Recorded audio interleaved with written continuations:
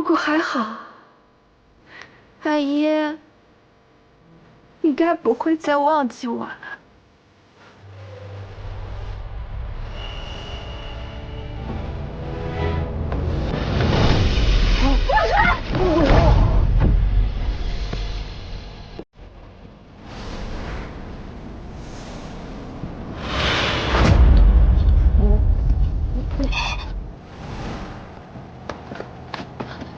皇上，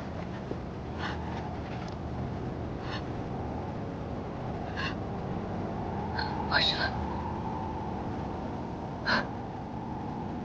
佩仪，你太傻了，为什么要这样做？因为这样的话，就没有人能再逼我做我不想做的事。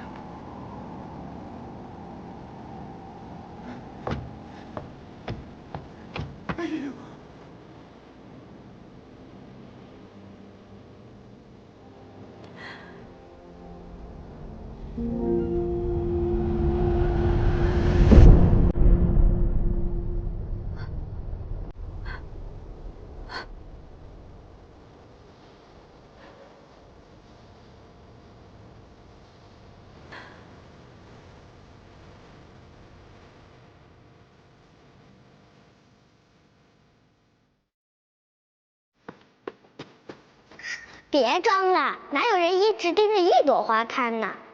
圣上没看到你，那几个工人们也没看到你，就摔了个跤嘛，别在意。不过没关系，我都完完整整的看到了。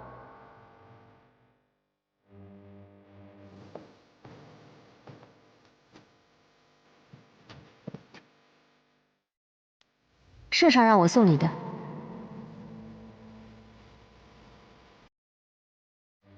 你既已绣好那幅骑马图，何不提前告诉我，也好让我帮你在春秋前送给圣上，圣上定会召见你。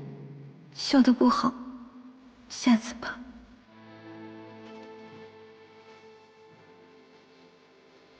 这对金钏最为漂亮，你我各一颗。希望有朝一日，我们还能再相见。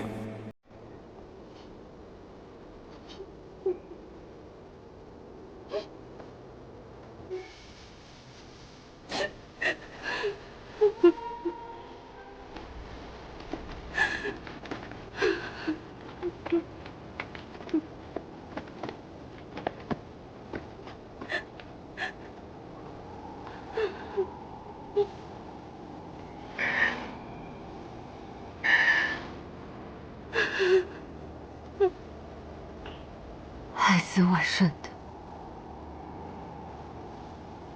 灵年算是一个，崔曼书算一个，我算一个，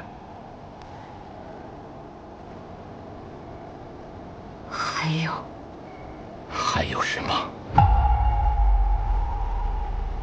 圣上，县主连日为破案奔波，今日又痛失姐妹，悲痛过度，请圣上准许，让县主休息几日。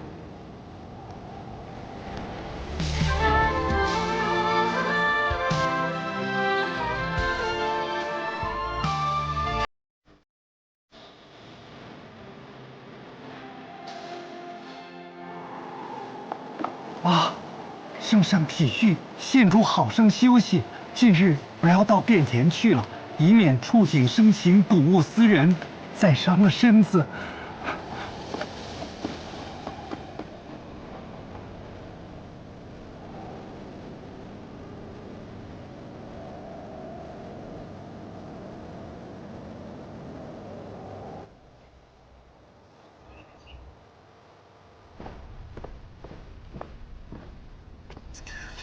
圣上吩咐的事有眉目了。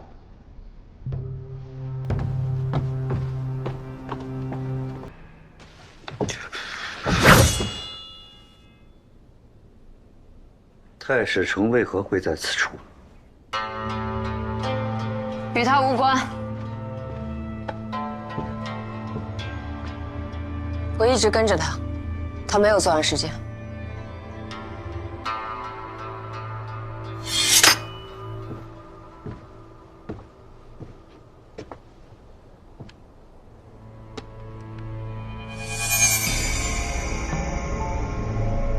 县主可认识？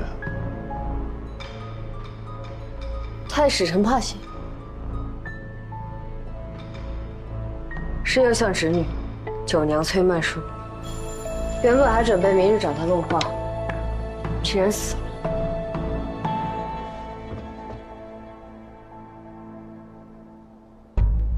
血还未干，凶手没有作用。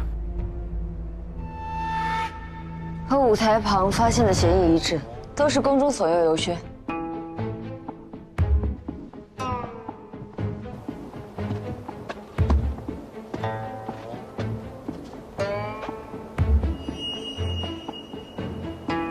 应该是往那边去了。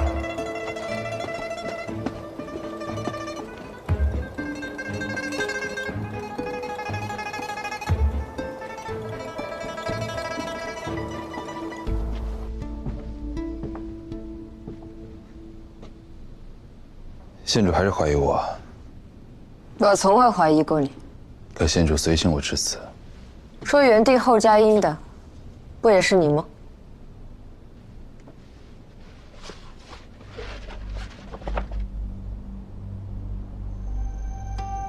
这院子并未在地图上标出。方才我与顾司时经过此处，距离水渠的位置很近，离火药铺子也不算远，却在地图上未见标识，如此隐蔽，想必是凶手特意选定的。我听说过有人可依计寻人，太史陈竟也有如此本事，我当真没有看错人。可还有其他线索？鞋印残缺，目前只有这些。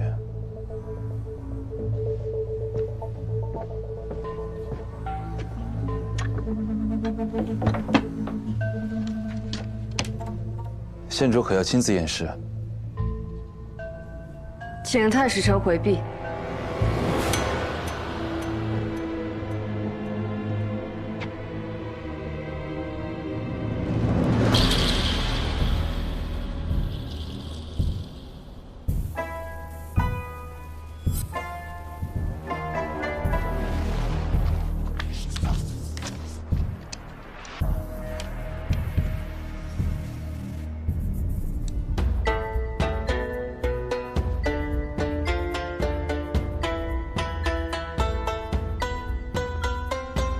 一刀刺在胸口，伤口足够深，才能流出这么多血。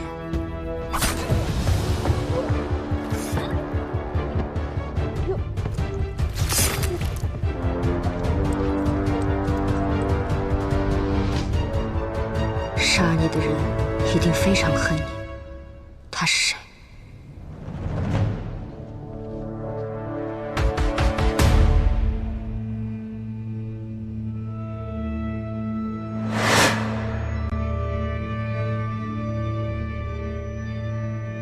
这媳妇真漂亮，可惜了。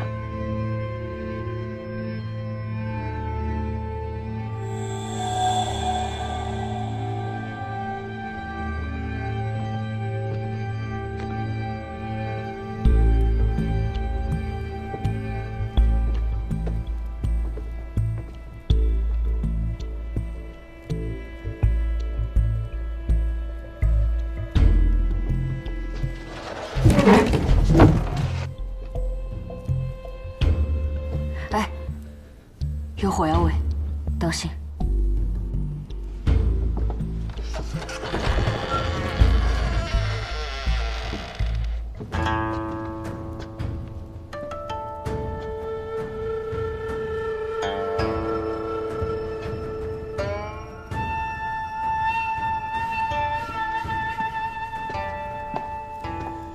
和舞台上的火药一样，这小院的确是凶手藏身的地方。从这些造血印看来，此人确有6世之躯，但油靴只有残印，无法确认这些脚印是否同属一人。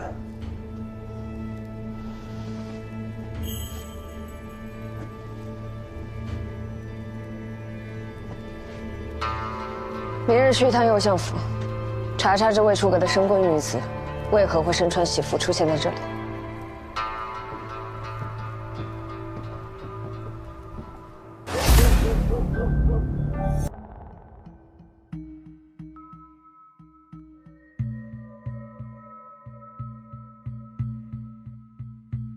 三胖，你怎么看？死者浑身是血，一片狼藉，说明他跟凶手搏斗所致。依我看，这是入室行窃被发现，凶手狗急跳墙，杀人灭口。行窃？何以见得？请看，家具东倒西歪，说明和凶手搏斗时间很久。以死者的身量来看，凶手必定不是高大威猛之辈，半夜入室，身材瘦弱，不是强人，定是偷。有长进，但是不得其法。另有隐情？哪有什么隐情？少卿是给你留面子，你低头仔细看过了？看什么？当然是脚印了，还能有什么？除了邻居的脚印，还有谁的？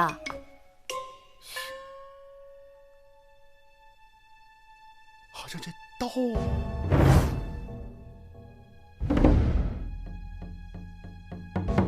关公显灵所为。双燕，勘验一下尸身，查明死因。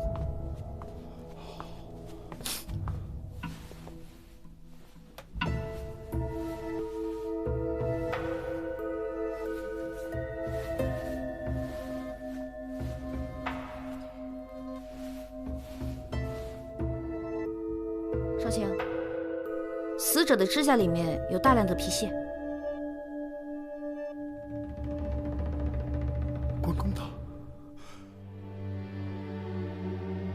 关公的皮屑。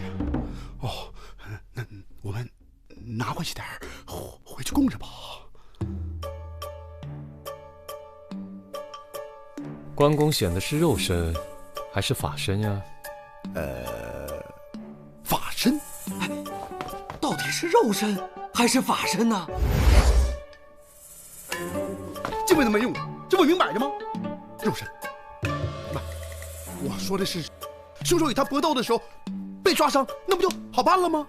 这些皮屑不一定是凶手的，就算是凶手的，也不全是。你们看，他的颈部有大量的抓痕，他抓伤的很有可能只是他自己。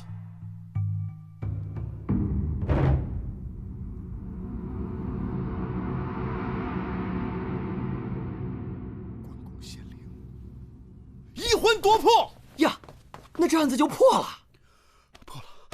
破了呀！真的，你想啊，他和凶手搏斗，没有假人，只有你的。关公的刀伤了他。关公显灵了，破了呀！破什么了？怎么就破了？谁破了？黄三炮，我要你有什么用？清场！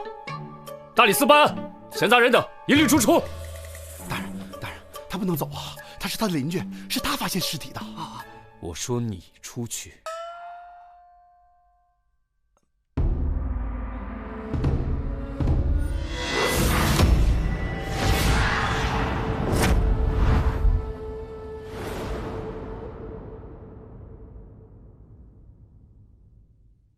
按武德律，这杀人罪按律当斩，知情不报以从犯论处。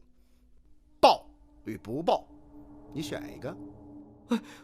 官人饶命啊！官人饶命啊！小的是怕不说得罪您，说出来吧，会得罪关老爷的。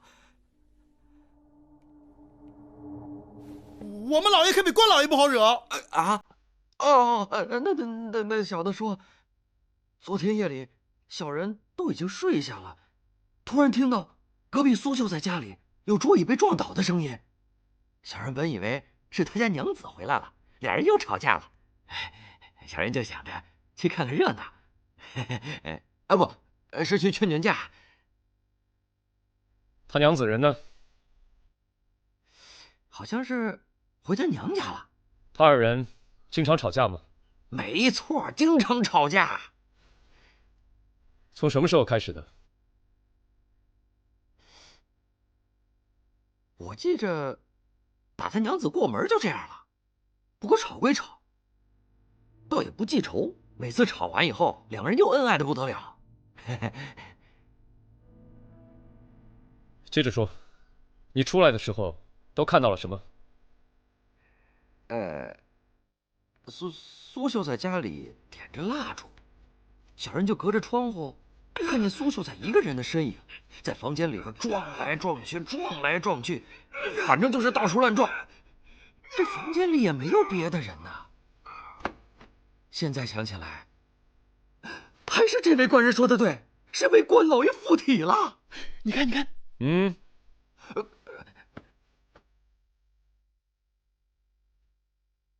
那你出入的时候，就没看到什么人吗？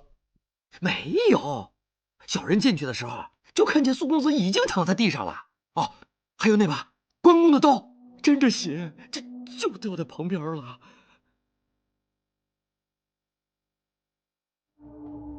对，就是这把，对，就是这把刀。先下去吧。哎，谢谢官人，谢谢官人。老大，我调查过了，这个苏秀才呀，只是读过些书，弄些酸文假醋的事情，也没有考上个秀才。所以说这大伙儿开始只是挤兑他，管他叫秀才，叫着叫着呀，也就叫开了，啥也不是。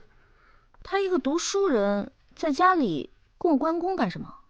这个苏夫人啊，是赵校尉的独女，是习武世家，所以说呢，这供关公啊，可能是从他娘家带过来的习惯。通知过苏夫人了吗？啊，我已经让人去了。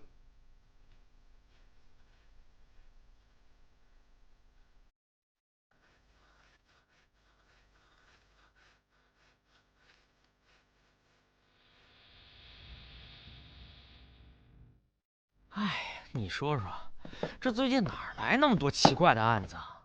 这以前查案子吧，那好歹还给点辛苦费，现在接案子呢，只见着案子，一个子儿都见不着啊！给钱了呀。所以呢，在我这儿啊，我没了，没了。你要这样想，你呢就是无业游民，之前呢也没有工作，你呀除了吃还要住，所以呢你帮我工作，我给你提供这些非常公平。但是你现在没有工作，可是我从来都没有说过拿那些钱去付这些吃喝。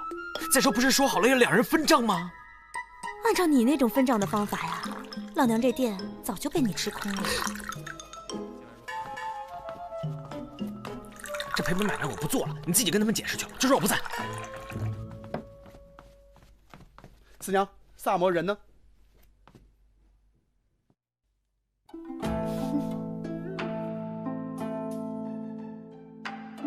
萨摩呢？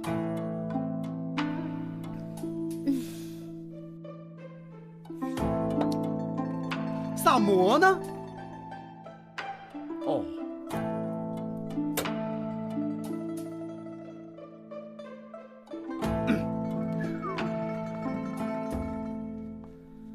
谢谢你的茶。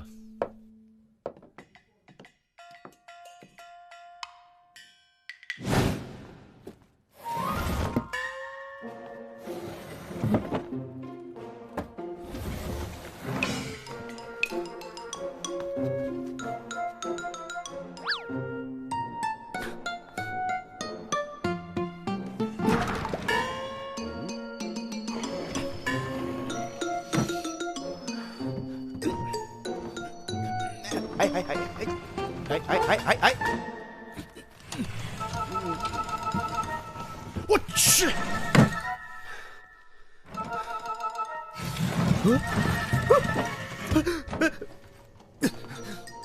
既然人已经找到了，那咱们就出发吧。去哪儿？办案。不是已经办过了吗？苏秋的妻子今天早上回来了，你不想去问问吗？哎呦，肚子突然好疼啊，去不了了。区区小伤无妨，萨摩兄素来嫉恶如仇，急公好义，就是太过自谦了。没时间跟你自谦了。我每天跟你们这么办案的话，耽误我干活好吗？四娘已经收了钱了，她不会怪你的。为什么不能直接给我呢？给都给了，不好往回要的。哎，你叫什么味儿啊？还有上次的钱，你这怎么叫见利忘义？你把我给卖了你！喂！郑威校尉，一个从6品的武散官而已，倒算不得什么武将世家吧。散官也是大唐命官。那赵校尉是个攀援富贵之人，怎么会让自己的女儿嫁了个考不上秀才的穷小子呢？哎，说的一点没错。我听说啊，因为这个事儿，赵校尉的女儿已经跟他断绝了父女情。为什么？听说这赵校尉啊，妻妾不少，却只生了这么一个女儿，取名思南。因为没有儿子能替他博些军功呢，所以便想嫁女联姻，攀个权贵。因此打小啊，对这女儿特别宠爱，都给惯坏了。嫁女联姻，这也太狠心了吧！就是，只怕你父亲也早有这样的打算吧。我累了，我要喝茶。唉，联姻有什么不好啊？我还想有人给我牵线搭桥，让我连一个公主，从此我就吃穿不愁了。来，子苏。三胖，接着说。哦，对了。后来啊，这个思南姑娘就喜欢上了苏秋，非要嫁给他。可是这个赵校尉啊，死活都不让，非让她嫁给那个已经许了婚的人家。结果呢，这个思南姑娘就说她自己有了身孕，所以这个赵校尉啊就特别生气，从此给她赶出了家门，说今生再也不见。那他孩子呢？哎呀，假的，哪有孩子啊？这夫妻俩到现在都没个孩子。那按照邻居的说法，说苏秋娘子不是回娘家去了吗？最惨的就是这个，她不是回娘家了，而是被苏秋给休了。休了？休了？啊！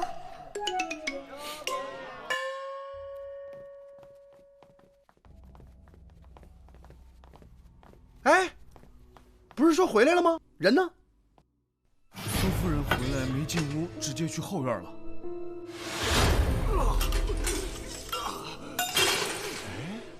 上后院去了，好像。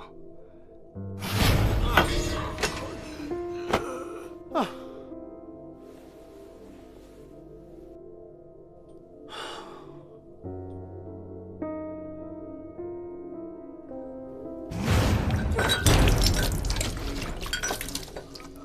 这个房间从昨天就一直这样吗？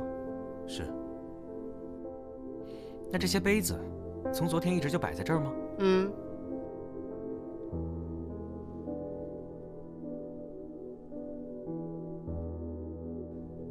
把这个杯子带回去，让少爷检查一下。是。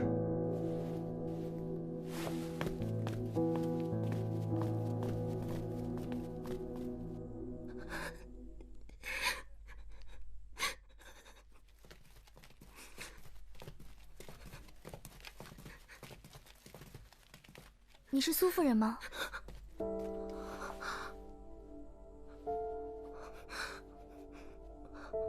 是，我是。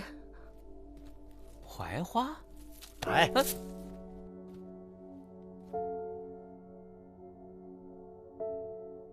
我们是大理寺的。你们能不能告诉我，我的相公究竟是遭了什么样的毒手？案发是在昨夜，当时你在哪？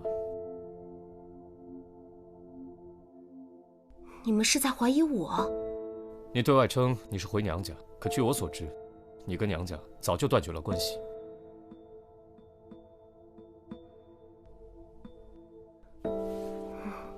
我实在是无处可去了。昨天夜里，我一直在大安坊一家叫齐信阁的客栈里。三胖，你去齐信阁核实一下。是。哎呦，那你们是为什么？为什么要闹到让他休了我？苏秋她和有妇之妇私定了终身。他为了讨那女人欢心，才狠下心来休了我。我不像他，我这一生只爱了他一个。这棵树有什么特别的吗？这株花木是我刚嫁给苏秋的时候，和他一起种下的。那时候的小树苗都已经长这么大了，如今花木还在，可他的性命，还有我们之间的感情，再也回不来了。嘿！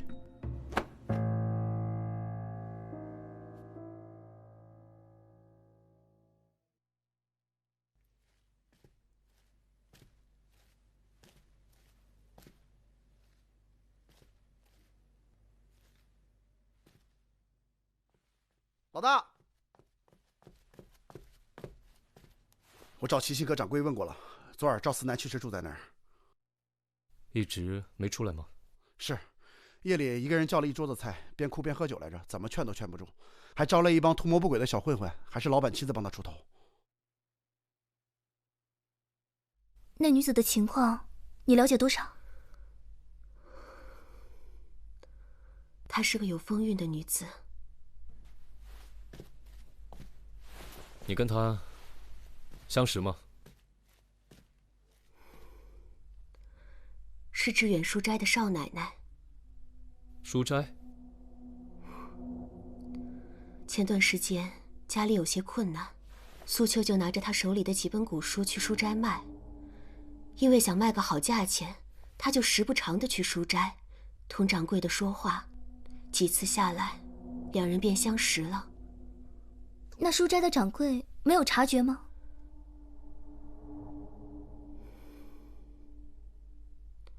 可是你们家怎么会供奉关公呢？赵府向来就是供奉关公的。我嫁给苏秋的时候，那边已经同我断了关系，所以什么嫁妆都没有。是待我的乳娘偷偷的把这尊关公像给请出来的。她说，这原本就是我爹娘给我备下的，既然同赵府断了关系，往后的日子要是难过，就全靠关老爷庇佑了。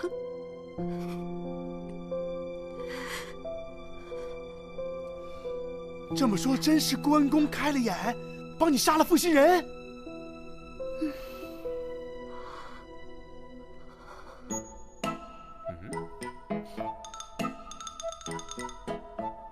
哎，别碰到，他会显灵的。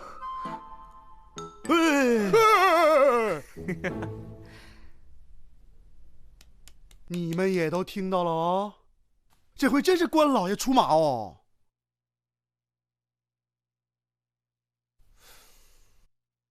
这次的案子确实蹊跷得很，死因很明显，致命伤在喉部。可是又有人证明，当晚只有死者一个人。所以我说吗？啊，这只有关公附体才能干出这事吗？这苏秋与人也并无恩怨，唯一算得上有仇怨的，也就是赵思南了。但是当晚他也不在，而且很多证人可以证明。不是，你是说苏夫人啊？就她那副可怜的样子，怎么可能？三炮啊，你跟那个书斋的掌柜认识吗？不大认识。哦，不过听说那个书斋掌柜最近赚了笔大钱哦。嗯，谁赚钱了？怎么赚钱了？快说！我就说你消息闭塞吧。那个书斋掌柜啊，他最近搞了一批什么古籍，哦，一倒手赚了不少钱呢。是苏秋卖给他的那些古书啊？对，就是那个。这个书斋掌柜呢，弄了一些珍品，然后呢，叫了很多就是有钱的老学究给叫到一块儿，说要什么品鉴这些书籍。哼，说是品鉴，其实就是想让他们窝里斗，看谁出的价高，然后哄着人把这些书籍都买了。你咋知道？哼，都是老子玩剩下的，肯定是他当年受过我的启发，所以才想起来玩这招吗？反正呢，不管怎么说，我听说他一有钱，就带他老婆到处玩，反正到哪儿呢，他出手都是最阔绰的一个。带他老婆？这个我就不知道了，没准是小妾呢。那如果是这书斋的少奶奶，眼见着自己相公阔绰起来，而后悔自己跟了苏秋，想回到自己相公身边，但又害怕事情败露，于是痛下了杀手。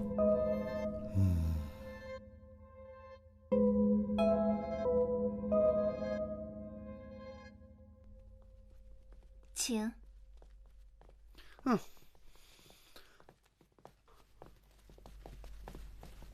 夫人，请各位在侧厢房稍等他一会儿，几位稍后片刻。谢谢。哎，你们说，为什么搞得神神秘秘的？不在大厅等着，把我们拉到这儿来干嘛？哼，你傻呀？现在这个夫人什么情况？她的夫君呢，不知道她在外面跟人私通，而她的情人已经死了，连个下家都没有。这种情况下，当然是能满则满了。就你们还大张旗鼓的跑到人家府上来询问，现在也就是因为掌柜的不在，所以人家才能让你们在这儿等，否则的话，不把你们打出去啊，就算是很客气了。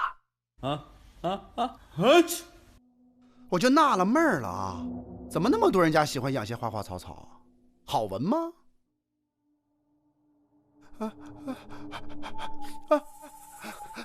去！啊！你打我干嘛？有蚊子叮你，我把你打死了，你不谢谢我？你打的比蚊子咬的疼多了。嘿！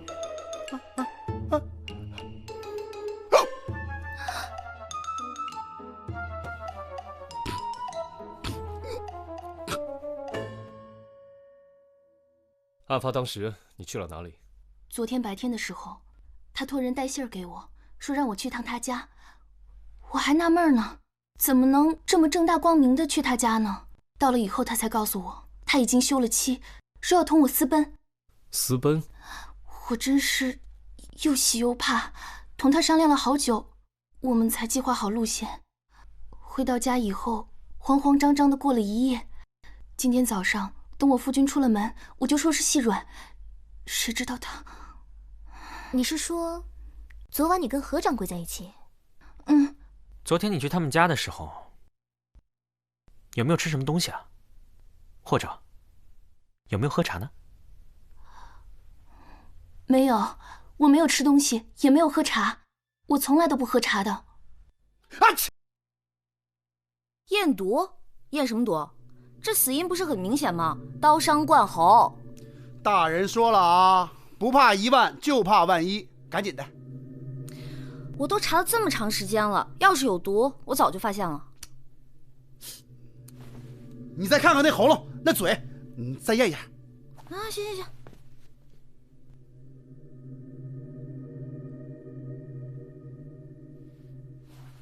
看到没有？没毒。不是啊？哦，对，来，你再验验这个。我说你有完没完？什么叫有完没完呢？这老大说了啊，工作要认真。你哪那么多废话？快！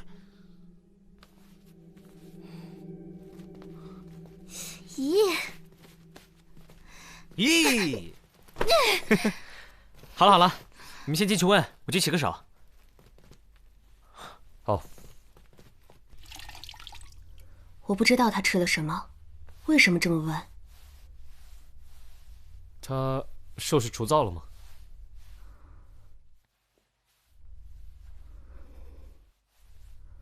我没留意，可能是在外头吃的。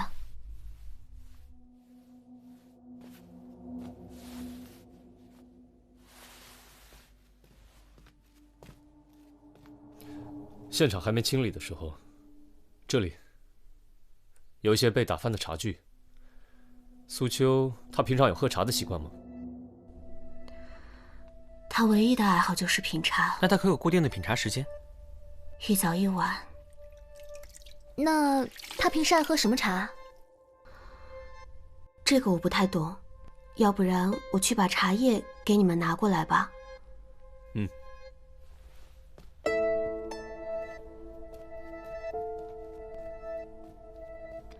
这个。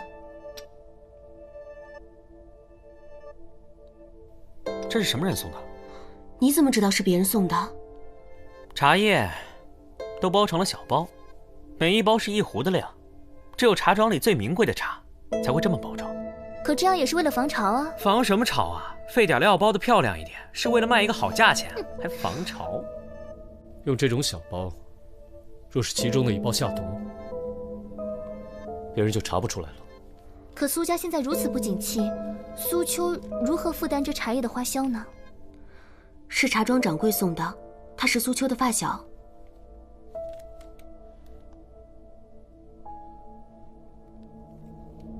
怎么了？这茶有毒？不是什么好茶，品质很差。这茶叶是我送给苏秋的，不是拿去卖的啊，可算不上制假售假。这么说，你们关系不好？当年我们本是要一起参加科举，有天他突然说他丢了钱，非说是他身边的人偷的，先生就报了官。你是说钱不是你拿的？我缺他那点钱吗？原本打算跟他断了联络，可后来想了一想，我现在日子过得还算不错，反倒是他，既没考上功名，身体又不见好。这5年呢，虽然娶了妻子，可过得还是不大顺。那就维持朋友的关系，有空看看他的笑话，时不时的想点点子，羞辱羞辱他也好。什么法子？比方说这茶叶，那我就送他一些碎茶叶，让他去待客，让他去吹牛，惹人笑话嘛。少年人的恶意，那就用少年人的恶作剧去偿还了就好。难道真要把他置于死地？你不知道他已经死了吗？死了？什么时候？你是真的一点都不知情？不知情？所以你们是来查我的？等等，你刚才说苏秋成亲了多久？5年。你确定你没有记错？不会错，不会错。验出来了，苏秋在被割喉前就已经死了。啊！黄三谭双叶，谭双叶，你送给我，你送给我，你吃错药了吗？今天说谁呢？你，哎呦我去！放下！哎呦我去！你离我远点，你离我远点！究竟跟李少卿，我说了些什么呀你？我说什么了？我说什么了？我站那！别动！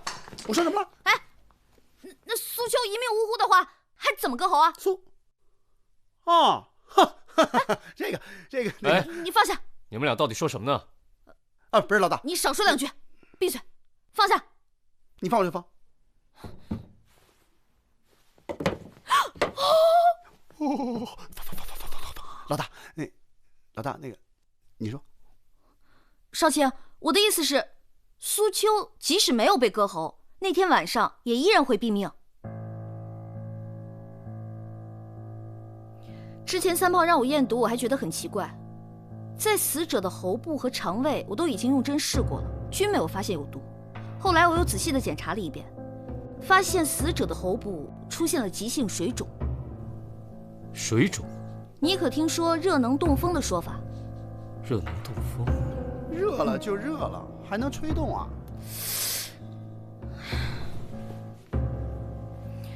我推测苏秋是个热性体质，若不慎碰到了什么不该碰的东西，便会邪热侵袭。轻则瘙痒难耐，重则……哎呀！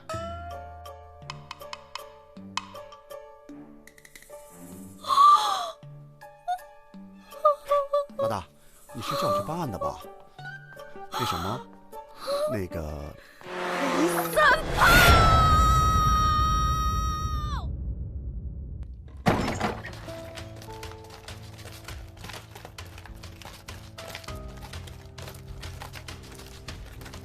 待会儿咱们早点回来啊。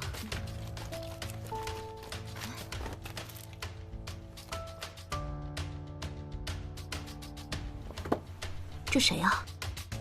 这位是李少卿，这个是我的邻居，就是她丈夫发现苏秋的。啊，对对对，还要叫他过来问话吗？不用了，案子已经破了。真的吗？啊，到底是谁对苏秋下了这么重的手啊？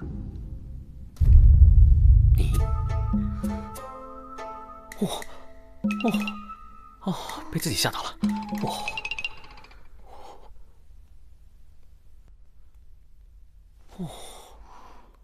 你们一定是弄错了。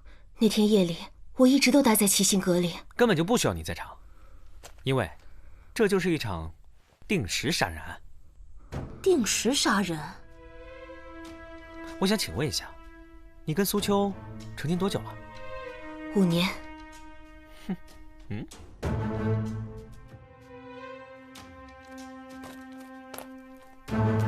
这是棵槐树，木质坚硬，生长缓慢，年轮间距是2到3分，如果真的依你所说是5年前你嫁到这里来以后种下的话，那么这棵树的树宽应该是2到3寸，而如今它的树宽达半尺以上，说明这棵树的树龄10年以上。这棵树对你来说是没有任何意义的，那你为什么说谎呢？你回来的时候不是先进房门，而是先给这棵树浇水。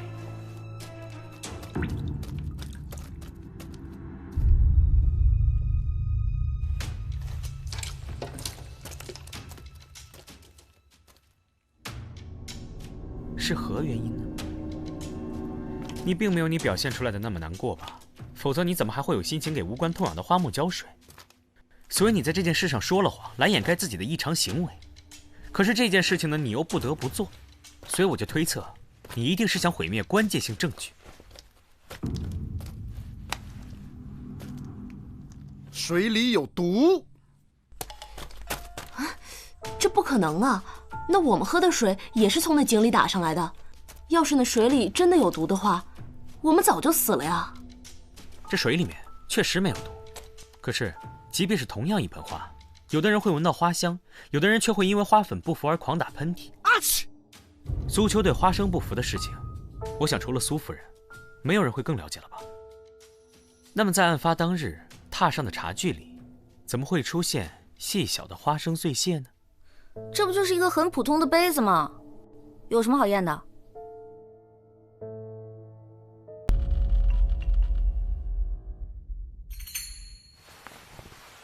妙就妙在，这花生并非是砒霜之流，买起来方便，又不会被人怀疑。可是，就算苏秋是被花生毒死的，这也说不通啊。昨天白天我亲眼看见苏秋自己从井里打了一桶水上来，总不能是他自己把自己毒死的吧？再说那会儿思南已经走了呀。你有没有注意到苏家有2个桶？苏秋家中并不富裕，可他却是个好面之人。他连茶叶的优劣都品不出，却习到了不少穷讲究的毛病。你们可听过一个说法，品茶之人必先养水。养水？这不生孩子哪来养水？将井中的碎石放于水桶当中，静置一些时辰，会吸附土气，使水变得更加清澈。这就是养水。所以苏秋会备2个水桶，以方便使用。你只需要在临走的时候，在其中1个水桶里动手脚，就可以借苏秋之手完成杀人。哎，你慢点，我跟不上了。所以白天邻居看到苏秋用来打水的水桶，其实就是被你抹了花生汁液的那一个。但是呢，他没有立刻使用，因为你要留给自己充足离开家里的时间。所以你知道，在你离开家之后，苏秋一定会先饮用那桶已经静置过的水。然后这桶水还没有喝完，他会再打上1桶水用来静置，而这桶水正是你延迟杀害苏秋的凶器。我知道了，也就是说，他白天用你打的那桶水，到了晚上那桶水用完了，他就开始用自己打的那桶水了。学着点儿。所以你能准确推断出，他喝到这桶水的时间，正是他睡前品茶的这个时候。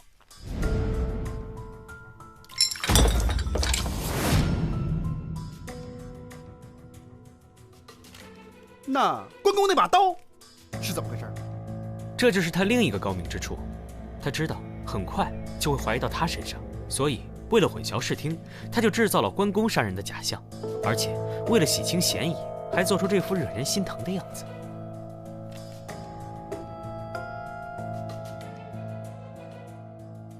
可是他那天晚上不在现场啊。我观察过那尊关公像，普通的关公像呢，刀和象身是连在一起不能分开，而那尊关公像刀却是活动的，显然是有人故意而为之。不对，那他怎么知道苏秋肯定要用那把刀呢？其实更简单了，他只需要在离开的时候谎称关公像有损，把刀取下来放在供台上，然后再将家中所有的尖锐物品都收起来。你们可以去厨房看看，厨房里1把刀都没有，显然是被人收起来了。这就解释了为什么苏秋没有在家里做饭，因为他根本就找不到炊具。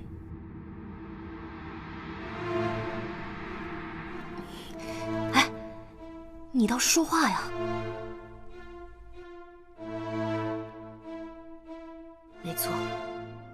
说的一字都不差。我就是这样把他给杀了。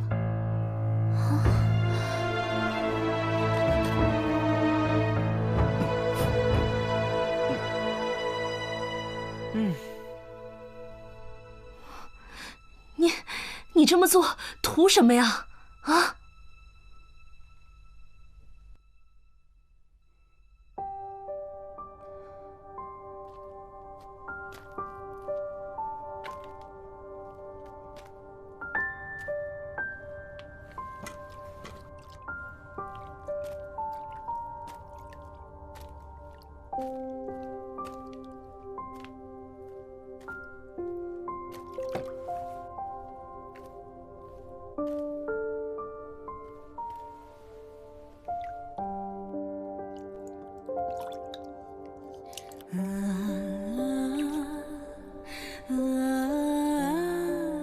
当初我放弃了一切嫁过来，却发现我所倾慕的他的才气，全都是抄来的。他若对我好也就罢了，可他偏偏还是个滥情之人。他背着我，不知道找了多少女人。我从小被宠坏了，哪里受得了这个？来一个，我便插一个，一直这样吵吵闹闹的，我也就忍了。可这次，他竟然说要休了我！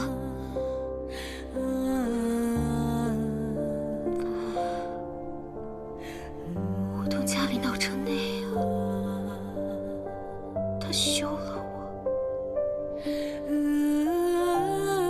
让我上哪儿去呢？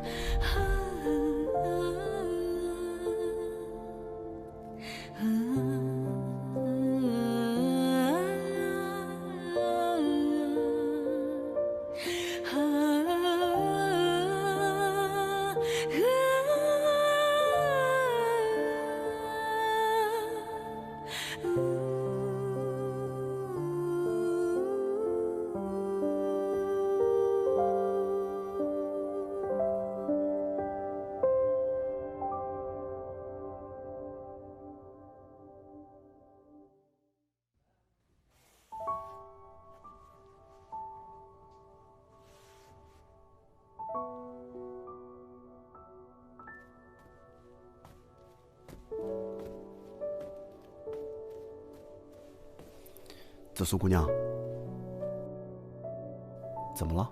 这一晚上都没说几句话，谁欺负你了？没事儿，我就是有点累。我想，你爹不会让你嫁给那种人的。我要嫁的只可能是那几个贵胄子弟，个个飞扬跋扈、奢骄淫逸，能有几个好的？有好的吧？少！我这要是嫁错了人，被欺负，我总不能谋杀亲夫吧？如果真遇到这种事儿啊，我帮你杀，欺负你的一个不剩，来一个我杀一个，来一个我杀一个，我杀，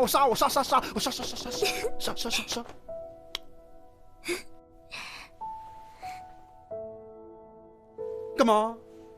我长安城大理寺炮哥，我朋友遍布长安城，你说杀谁？我啊，你说杀谁？你定，杀谁？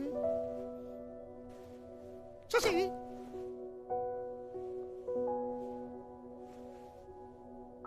杀谁？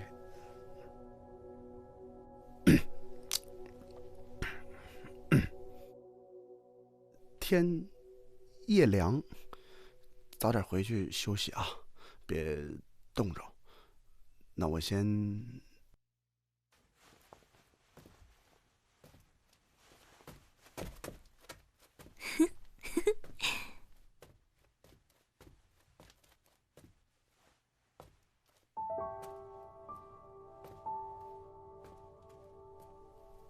哼。